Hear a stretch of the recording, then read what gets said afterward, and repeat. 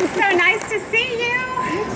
I heard I was following Rick Bayless and Buddy the Cake Boss, and I almost left and went to my hotel room and hid under the coffee table. I thought, why couldn't I have gone before them?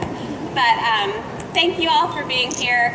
I'm just going to cook a couple of really simple, everyday things.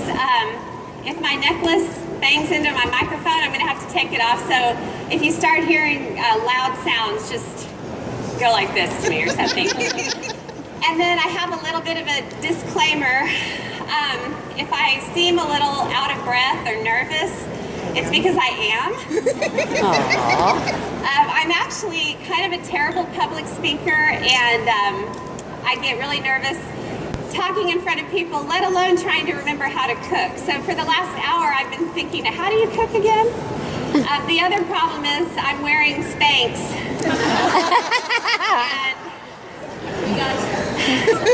And in normal circumstances, it's okay. I've sort of adapted my breathing to them, but in this kind of scenario, it's kind of, if you see me turning blue, you'll know what to tell the paramedics.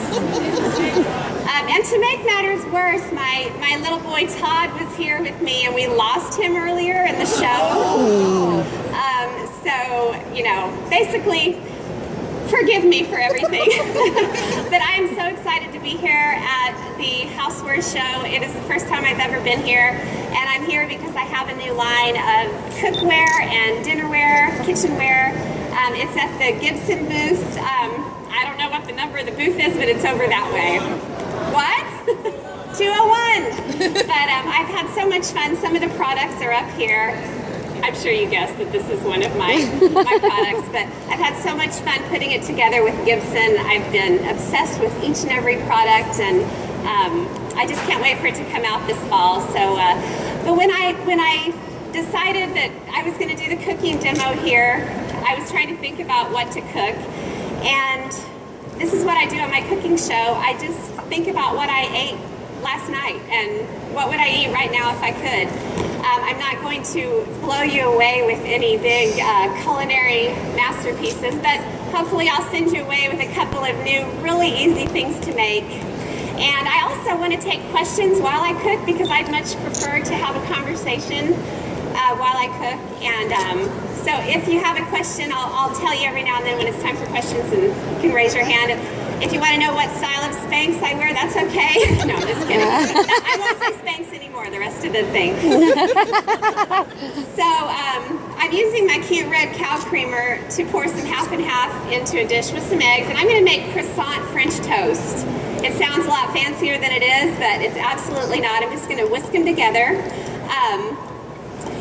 I always kind of laugh at cow creamers because the cream comes out of the cow's mouth. It's not anatomically correct. And I know cow's anatomy. I live on a cattle ranch, in case some of you didn't know. To the half and half and eggs, I'm adding some sugar and some vanilla. And if you see me shaking a little bit, it's because of the aforementioned reasons. Cinnamon. So I'm basically just making a really, really delicious, sweet, rich, decadent egg mixture to make the French toast. Now, while I let that sit for a second, I'm going to whip up a blackberry syrup to put on the French toast, and it's super easy to make. Just fresh blackberries, or you can use frozen. A lot of times I have bags of frozen berries in my freezer. Plenty of sugar, because you can't make syrup without sugar. And then just a little bit of water to get it going. People think you have to have blackberry syrup already in your pantry, but you don't. If you have frozen berries in your freezer, you can just whip up a really delicious batch. It's not my kitchen, I can't, here it is. So I'll just stir this around and get it going.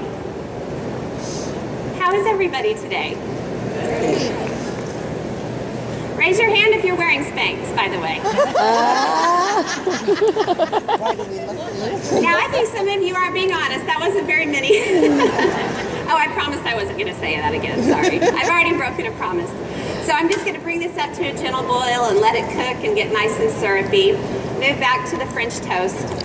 So, of course, as happens a lot in my life, croissant French toast came about one day when I wanted to make French toast. I didn't have any bread, so I had some croissants languishing in my fridge, and so I just whipped it out and made a batch of French toast. It's delicious because it's really, really light. Sometimes French toast can get a little bit clunk heavy if you use soft bread, and there's something about the croissants that really makes it delicious. But basically, no bread is off limits with French toast. You can use any kind of sandwich bread you have, bagels.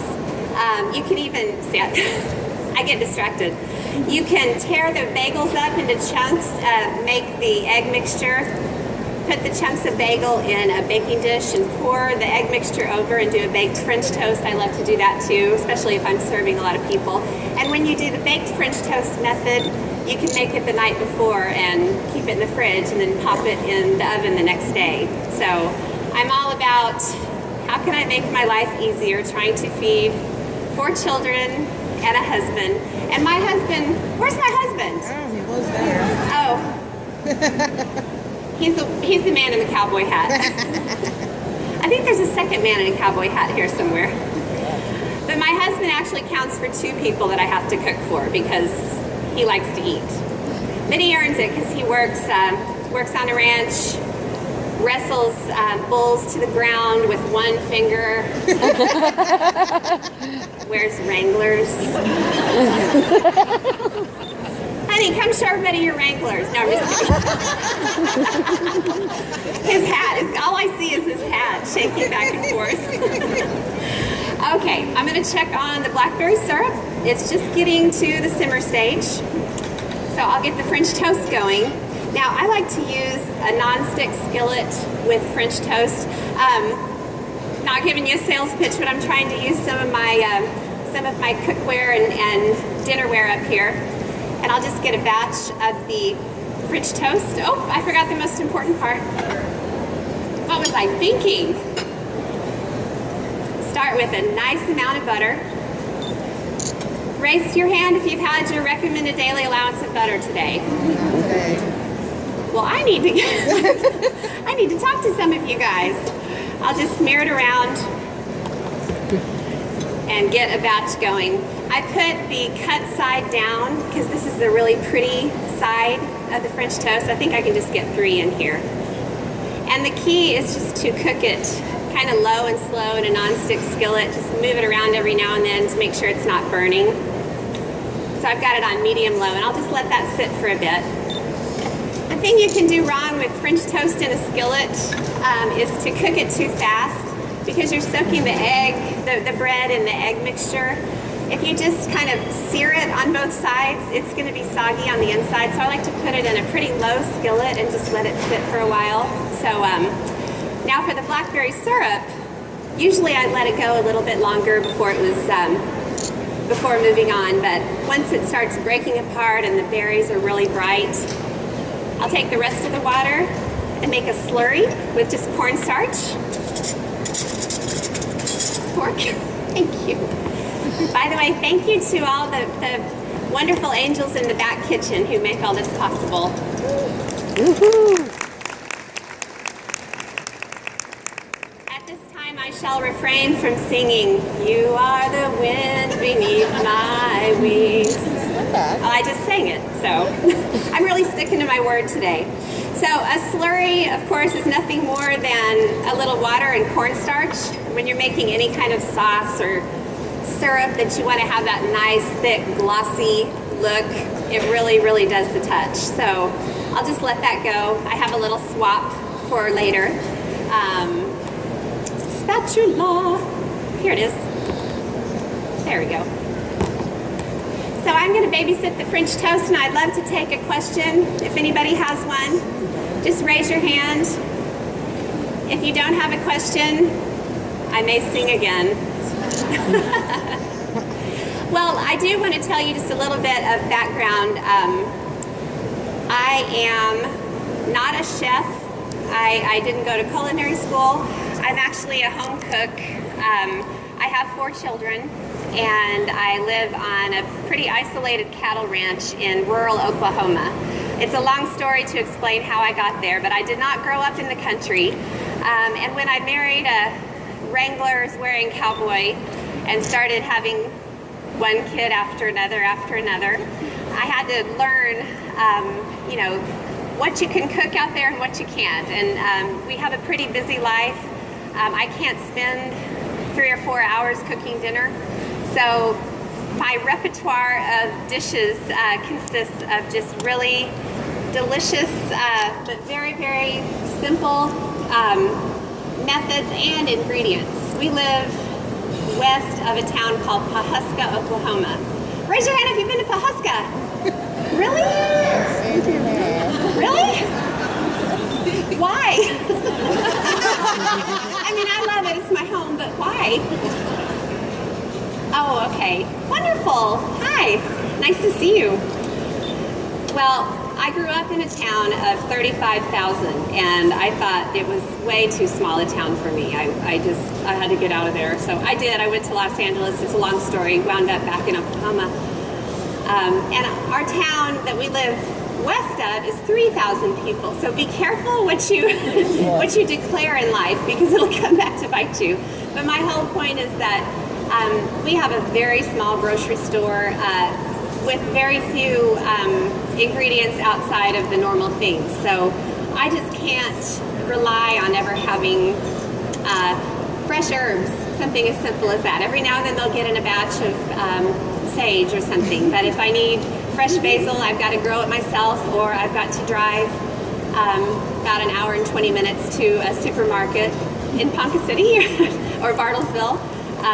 So that's kind of where I'm coming from in a cooking realm. And you know, I've found through the course of having a cooking blog and a cooking show on Food Network that a lot of people cook that way. I love looking at beautiful culinary creations, and I think it's so inspirational and aspirational that day in and day out I've just got to find something to feed that guy back there. And the 4 children that happened as a result of living on an isolated ranch in Oklahoma. But I'm not going to go into any detail there. So the French toast looks absolutely beautiful. Just going to flip it a little bit more, and I'll start putting it on a plate. Now, when I said wind beneath my wings, it's because by the magic of not even television, I have a plate of beautiful French toast, and it's crisp on the outside and really sweet, and you get that vanilla. Oh, why not? I'll do 3. I would never do this in real life, but I'm on a trip in Chicago and I can do whatever I want. Let me grab a knife. I put it somewhere. Thank you. Gotta have some butter. Just like my dinnerware, and you can tell with my butter dish and the products that I'm developing, I like little finishing touches, a little butterfly handle on the butter dish. Well, the same goes for my food. I'm not content just to do butter and syrup, although that's delicious too. So I'll just go ahead and do that first. It's a good place to start. French toast. I would eat this for breakfast, lunch, and dinner. Probably not on the same day, but you never know. And then a spoon. And we also have a finished batch of the blackberry syrup. Got to put a nice helping right in the center. I always do that. Not that I'm obsessive or anything. Has to look pretty. A little bit more. You can also, for a shortcut, just grab a jar of blackberry jam, thin it with just a little bit of water, heat it up, just use a little bit, and that looks really pretty too. And then why not? Whipped cream. What do you think? This would also make a great dessert. I speak from experience here. So maybe just a little bit more blackberry syrup because it's pretty. So there you go, croissant French toast. And you can use any bread. If you have a loaf of cinnamon raisin bread, slice it into really thick slices. You could do banana bread, although if anybody here has read my site or watched my show for any length of time, you will know that I would rather die than eat a banana. It's my least, I won't eat a banana. I don't know. So that's the only food I don't like. And tea. So, yes, I'm strange. So, I think I'll swap so we can see.